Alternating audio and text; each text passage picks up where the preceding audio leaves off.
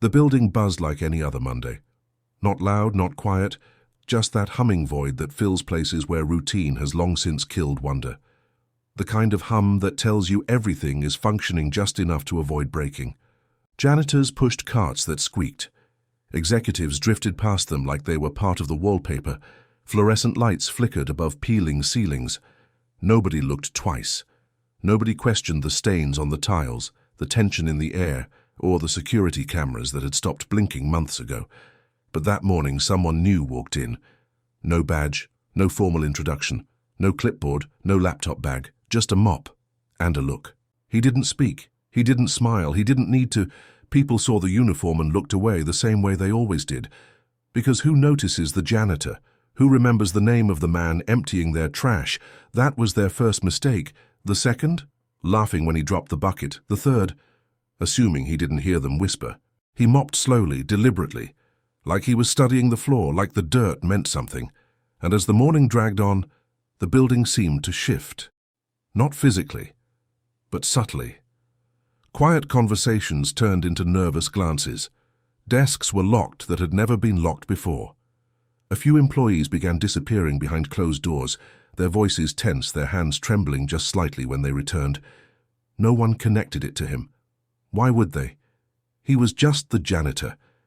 At least, that's what they thought. The building had its own rhythm. Printers clicking, phones ringing, the occasional burst of laughter echoing from break rooms. But today, something was off. It wasn't the usual dissonance of office politics. It was quieter, heavier, a whisper here, a glance there. She's new, right? Janitorial, I think. Came in through third party. Funny timing, right after the audit scare. Amira walked with purpose, clipboard in hand, dressed like every other temp worker shuffled through the system. Tan slacks, faded blue polo, rubber gloves that smelled faintly of bleach. Nothing to suggest power, nothing to suggest threat, but power doesn't always wear a suit. As she passed the HR corridor, a door creaked open just an inch. Two voices inside paused. She didn't stop walking.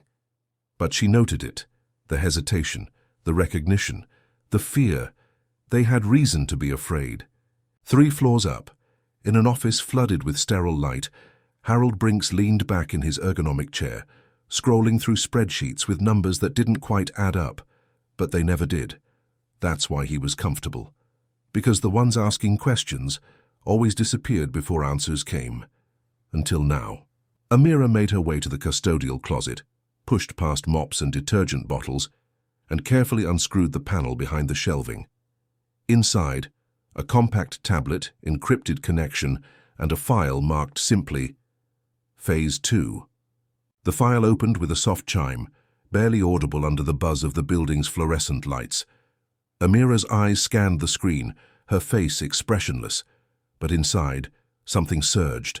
Not anger, not fear, something quieter, older, like the weight of generations whispering, now. The file contained a list, not of employees but of exceptions, unverified bonuses, phantom contractors, reimbursement loops, names attached to figures, figures attached to silence. Each entry was accompanied by a timestamp and a location. The system's internal cameras had seen everything, every handshake in the dark, every thumb drive exchanged beneath half-lowered blinds, every envelope slid across desks during late-night overtime, and all of it had been marked. Closed. No action taken. Amira had seen enough of this in her past life. Only this time she wasn't here to report it. She was here to confirm it. Undercover. Invisible. Just a janitor, they'd said. Just a cleaning lady. A knock on the supply closet door interrupted her. Not loud. A rhythm more than a request. Tap, tap. Pause. Tap. She closed the file, slipped the tablet behind the false panel, and pulled the gloves back onto her hands. The door opened. It was Carlos, the only other person in the building who knew why she was really there. Young, quiet, always humming some jazz tune under his breath. They'd dismissed him as slow, too, another shadow. But they were listening, watching. They're shifting files, he said, barely above a whisper. Brinks moved his meeting to tonight. Conference room C. No paper trail. Amira nodded. "We're ready." As Carlos disappeared down the hallway again, Amira stepped out with a mop bucket and a neutral face, but behind that calm the storm was already rolling in. This time the audit wouldn't be buried. The conference room was clean, spotless even. Glass walls, polished table, leather chairs that creaked when no one moved. A small water dispenser in the corner, the kind that was never used except to suggest transparency. Brinks liked this room. It felt official, untouchable. But Amira knew something most people didn't. Rooms like this were never clean. She mopped around the edges, quiet as always, invisible in the way only black women in uniforms were allowed to be. They looked right through her. And so she listened. 2 men inside. Brinks, sharp-voiced and impatient, and Curtis, the facilities coordinator, who hadn't touched an actual tool in 5 years. "The expense reports need to be moved to Q3. If they trace it now, it's tied to my name." Curtis shifted in his seat. "And the kickbacks from Dawson Supplies?" "Filtered through HR. 1 more month. After that, it's all written off. You worry too much." Amira's mop moved in slow figure eights along the tile, soaking up nothing, leaving no trace. She didn't glance up. She didn't react. But her watch, tucked beneath the glove, blinked once. Recording activated. "And what about the audit?" Curtis asked. "They usually send someone to observe. We haven't heard anything." Brinks chuckled. "That's the thing about these people. They make noise at the top, but it never trickles down. You'd think if we were being watched, we'd know." Amira turned slightly, just enough to catch her reflection in the glass wall.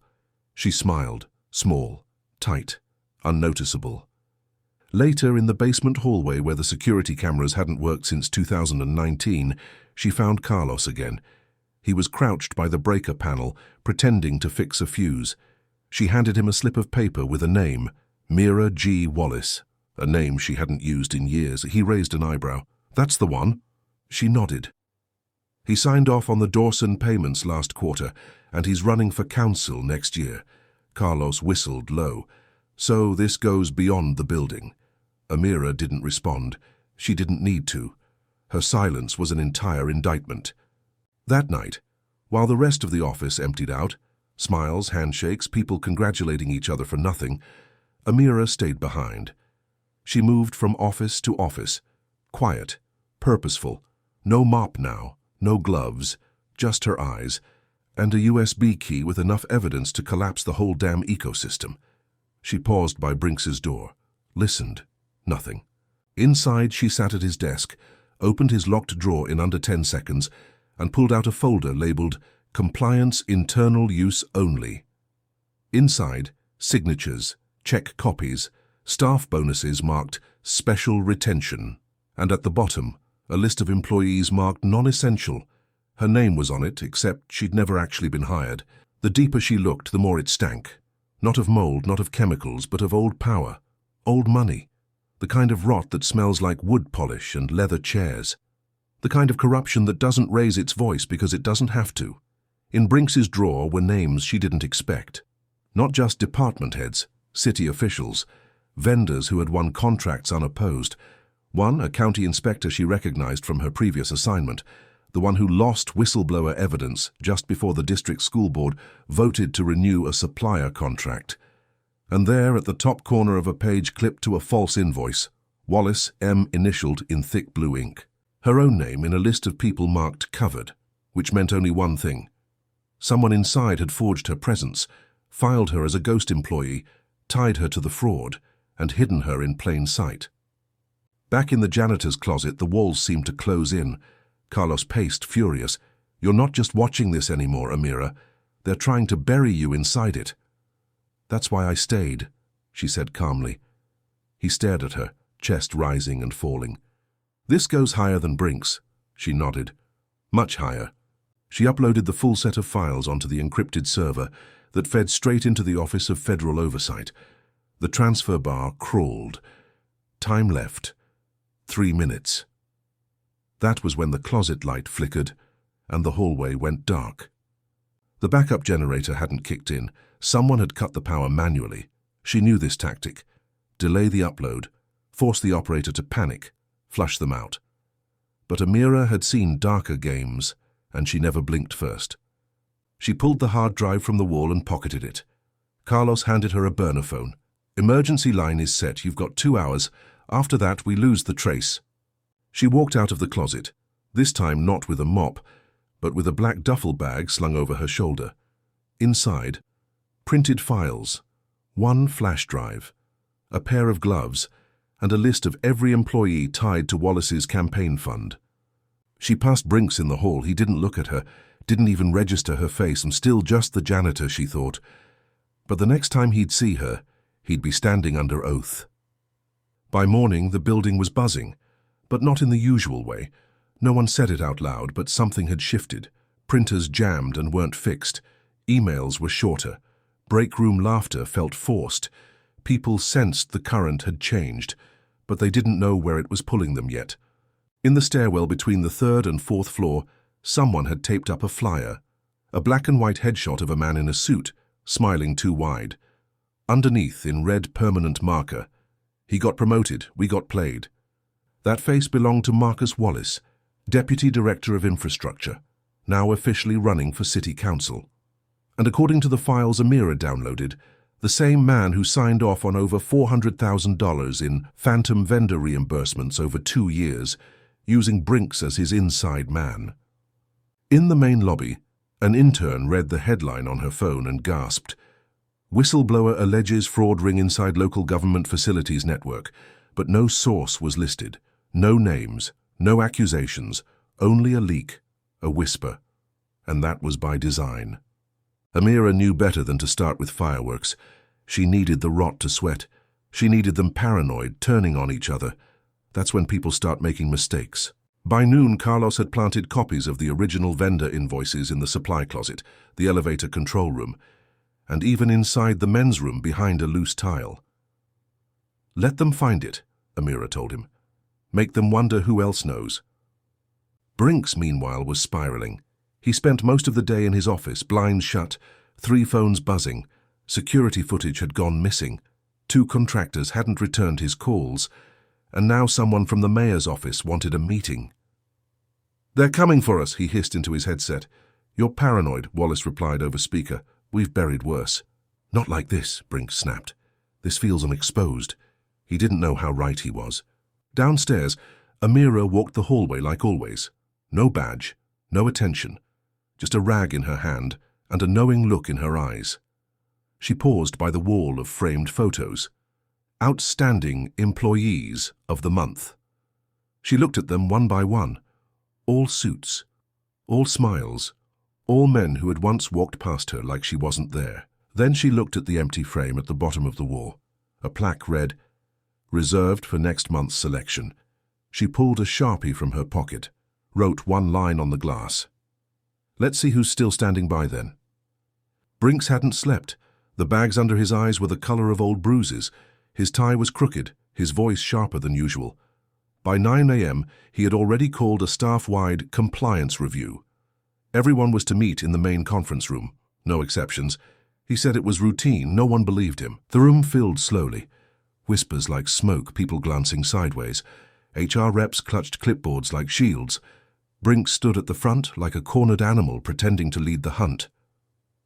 "We believe there's been a breach in documentation security," he began. "Until we verify all systems, no one is to access archived records without written approval. If you've seen anything suspicious, speak now." Silence, but not the guilty kind, the terrified kind.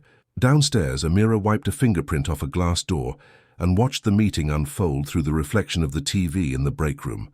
Carlos was crouched near the vending machine, pretending to fix the coin tray. "He's spiraling," he muttered. Amira didn't smile. "Not yet." Back upstairs, Brinks paced. He'd already checked the digital logs, too clean. He knew what an actual attack looked like. This wasn't some angry email to HR. This was surgical, cold. And whoever was doing it knew the building better than he did. He turned to Curtis, sweating beside the water cooler.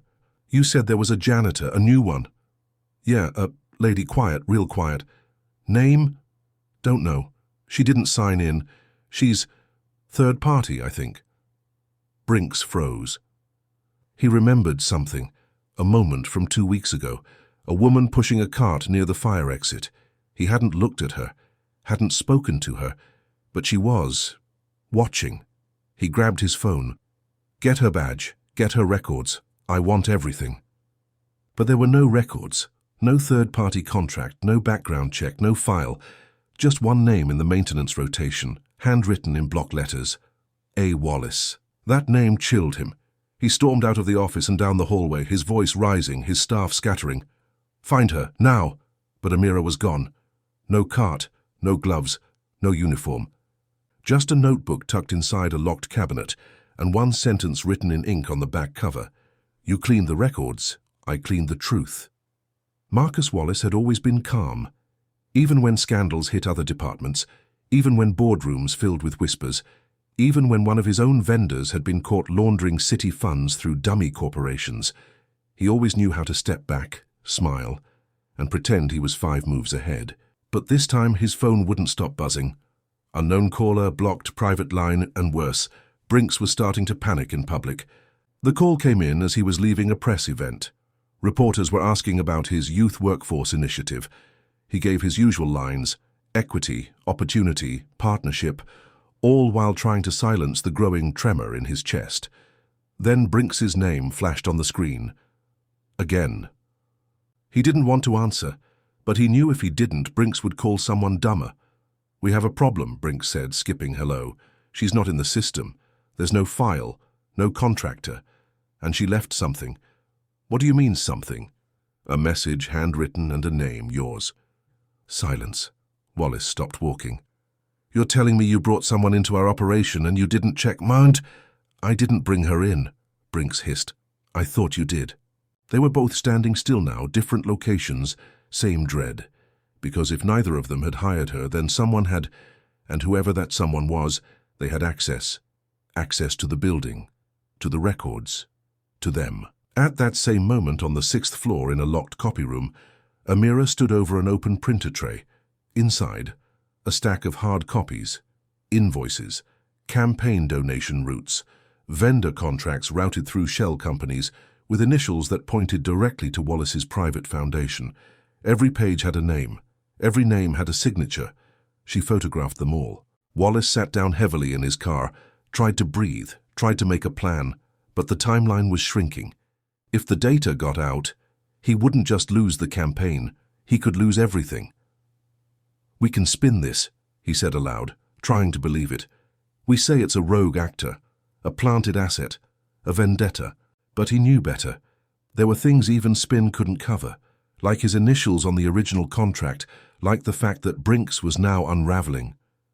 Brinks had already locked himself in his office. He poured a glass of bourbon at 2:15 p.m. Shaky hands, sweaty collar. He opened the drawer and stared at the burner phone he told himself he'd never use. One contact, no name, just a number. He tapped once, paused, and whispered, as if someone were already listening. I think she's from internal. Meanwhile, Carlos installed a flash drive into the building's backup server. Automatic dump scheduled. Deadline, 12 hours. At exactly 8:01 a.m. the next day, every file Amira had collected would be sent to the Office of Federal Oversight, the local newspaper's anonymous leak server, Wallace's campaign sponsor, and every single employee inbox in the building. At exactly 8:00 a.m., the office lit up. Not from the lights overhead, from the screens, from the blinking flood of new messages that hit every inbox, every monitor, every handheld device in the building at once. The subject line was simple. You forgot we were watching. People paused mid-step. Coffee cups froze halfway to lips. Mice clicked once, twice, then the files opened. PDFs, scans, audio recordings, side-by-side comparisons of vendor invoices that didn't match, photographs of campaign checks written from shell companies no one had ever heard of, handwritten notes in the margins of bonus logs, routing numbers, signatures. One voice memo played through the speakers of a conference room someone forgot to mute. If they find out it was Wallace, I'm done. I mean it. I've got a kid in private school. Curtis. Someone dropped their phone. On the 4th floor, HR tried to shut down the mail server. Too late. The blast had already bounced to personal accounts. uploaded to the city's public Dropbox, archived on a watchdog site. The system couldn't contain it, because the system was the subject of it. Brinks didn't show up to work. Wallace cancelled 2 interviews. An emergency board meeting was scheduled for 11 a.m. By 11:02, someone had resigned. The building wasn't loud that morning. It was unnervingly quiet. The kind of quiet that creeps in when denial is no longer an option. Some employees cried, not because they were guilty, but because they had spent years believing nothing would ever change. Now it had, and it wasn't polite. In the janitorial locker room, Amira removed her gloves. Her hands were still steady. She looked at her reflection in the metal door. There was nothing victorious about her face, only clarity, only resolve.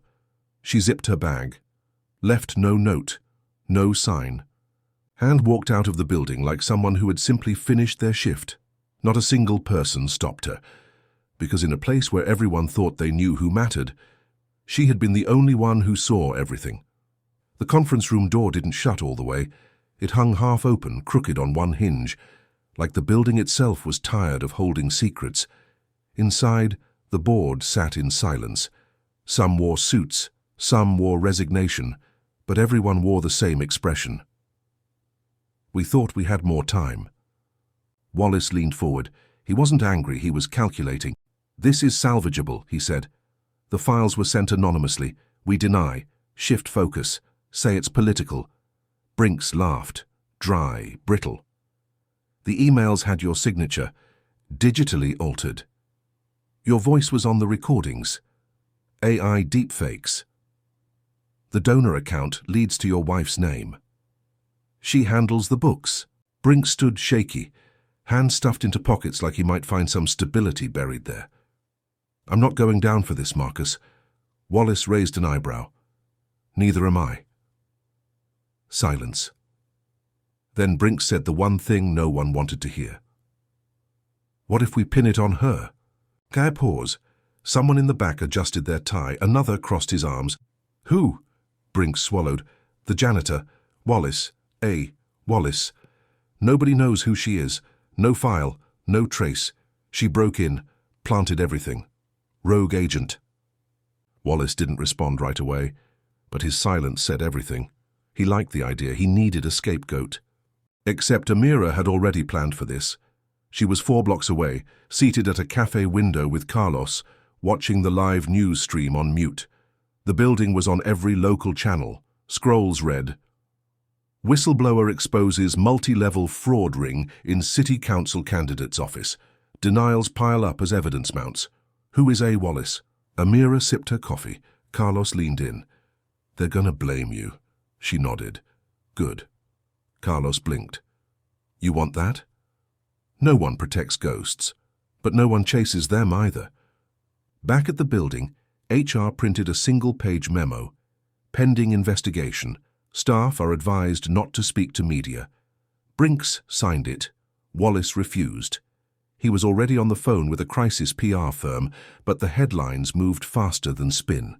And someone had already submitted Amira's files to a grand jury. Not anonymously this time, under a full name signed Mira G. Wallace. Title Federal Investigations Officer, Internal Affairs Division. The building looked the same from the outside. Same grey panels, same dead trees lining the walkway, same glass doors that never fully shut. But the people inside were different now. Some were gone. Others were shrinking into silence, waiting for the next wave to hit. The ones still holding their badges knew the clock was ticking, because once the feds walk through your front door, the building never breathes the same again. At 3:13 p.m., the front lobby doors opened. The receptionist barely looked up until she saw the shoes, black boots, clean, quiet, then the uniform, not janitorial, official, then the badge. She blinked. "Can I help you?" Amira didn't smile. She didn't need to. She held up her ID. "Wallace, Internal Affairs, here for final retrieval." The woman nodded slowly, hands trembling slightly as she buzzed the door. As Amira walked the halls, no one spoke. Some pretended not to notice. Others froze mid-conversation. Even the security guard, who once pushed past her without a glance, stood and stepped aside like instinct. She didn't look at the faces. She looked at the frames on the wall, the ones still hanging, the ones they hadn't taken down. Marcus Wallace's portrait was gone. Only a rectangular shadow remained. Brink's photo was still there, but someone had drawn a thin black line across his eyes in marker. She entered the records room empty, dust on the cabinets, files gutted, desks abandoned mid-search. She opened the last drawer on the right. Her gloves were still inside, folded, neat. She took them, folded them again, and left one on the table, not as a signature, as a warning. Before she left, she passed the conference room, the same one where they once spoke of burying the truth. This time the door was open. Inside, investigators, files, a whiteboard filled with red circles, arrows, dates. At the center, A. Wallace. Amira stood at the threshold. One agent looked up, paused. "You her?" Amira nodded. "I'm done here," and walked out. Outside, the wind pulled at her coat. Her phone buzzed once, message from Carlos. "News cycle's already moved on. No one's asking questions anymore." She replied, "Good, they shouldn't." Then she put the phone away, crossed the street, and vanished into the crowd. Not because she was hiding, but because power never needed a spotlight to work. Sometimes it just needed a mop, and a reason. 2 weeks passed. The building stood, but it no longer felt stable. The voices in the hallway had grown softer. Doors that used to slam now creaked open with caution. New hires looked over their shoulders. Old names were scrubbed from desks, emails, voicemail recordings, but the stain remained. The city released a formal statement. Internal oversight exposed minor irregularities in financial reporting. No names were mentioned, no apologies made. Wallace's campaign site was taken offline. Brink's resignation came in the form of a single sentence emailed at 2:17 a.m. Curtis was on medical leave indefinitely. The rest of them were cooperating. The building tried to move on. Posters for Staff Unity Month appeared in the elevators. HR sent out a survey titled, "How can we rebuild trust?" The same coffee machine still buzzed.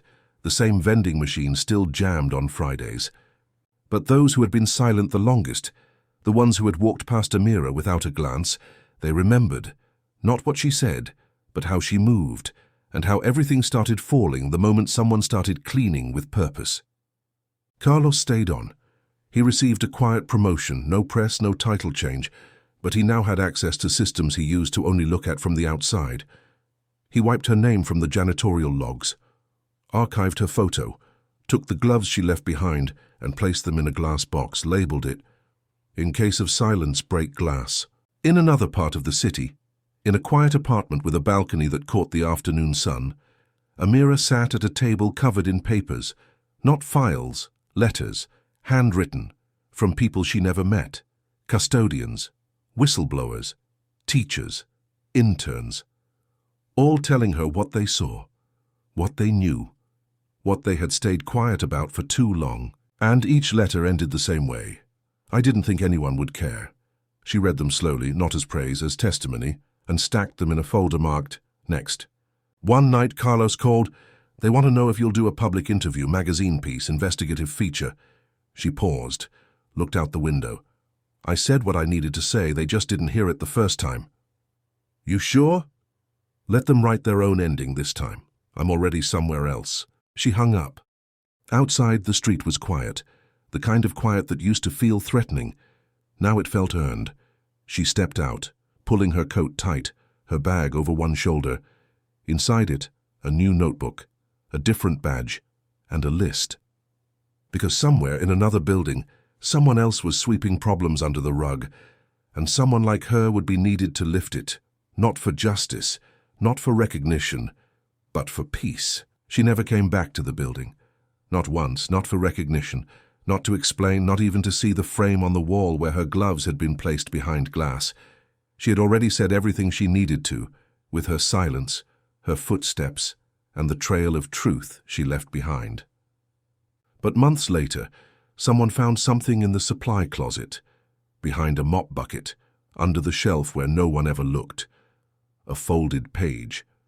No signature, no name. Only a sentence, written in black ink. Power is not who speaks loudest, It's who listens long enough to know where the cracks are. They framed it, hung it in the hallway, called it the lesson. But the real lesson was this: she never asked for change. She made it inevitable. And now it's your turn. If you felt something, if this story cracked something open in you, if it reminded you that silence doesn't mean weakness, don't walk away, don't forget her. Don't forget the people like her, the ones still sweeping halls, still watching, still waiting for someone to see them. Subscribe, because here, we don't just tell stories. We finish what they were never allowed to start. This isn't the end. This is where you begin.